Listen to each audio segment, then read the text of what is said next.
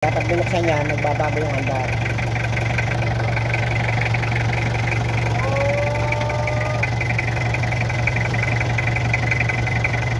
Pagka yan ibinubuksan, namamalya talaga ang makina. Oh.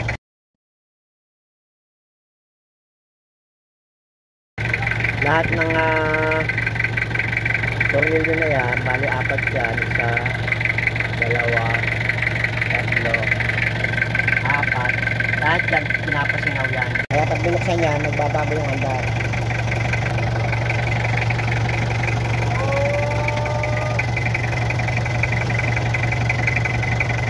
Pagka yan ibinubuksan, namamalya talaga ang makina. Oh.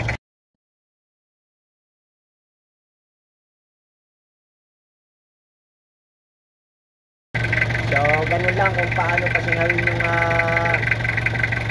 diesel dito sa pinaka-injector na, dito sa pinaka-nozzle.